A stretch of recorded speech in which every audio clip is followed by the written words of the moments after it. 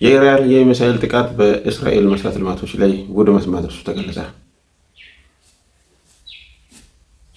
ኢራን ዓርብ ዕለት በሰሜናዊ በማዕከላዊ እስራኤል ላይ የፈጸመችው ከባድ የሚሳኤል ጥቃት በተለያዩ መሠረተ ልማቶች ላይ ውድመት ማድረሱ ተገልጿል። የእስራኤል ወታደራዊ እርምጃ ተከትሎ ኢራን በእስራኤል ከተሞች ላይ በሁለት ዙር ከ150 በላይ ባላስቲክ ሚሳኤሎችን ወደ እስራኤል መተኮሱን ተዘግቧል። የእስራኤል ድንገተኛ አደጋ አገልግሎት በጥቃቱ ቢያንስ 10 ሰዎች መሞታቸውን አስታውቋል።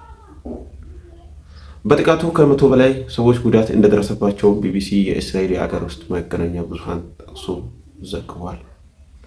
ስካይ ኒውስ የኢራን ወታደራዊ ምንጮች ዋቢ በማድረግ እንደዘገበውም ኢራን በፈጸመችው ጥቃት እያንዳንዳቸው 80 ሚሊዮን የሚያወጡ የእስራኤል ኤፍ-35 ተዋጊ ጄቶችን መታ ወጥቷል ተገልጿል። እስራኤል በበኩሉ በፈጸመው ጥቃት በቲያትር የነዳጅ ማከማቻ መጋዘን ላይ ውድመት ማድረሷን አስታውቃለች።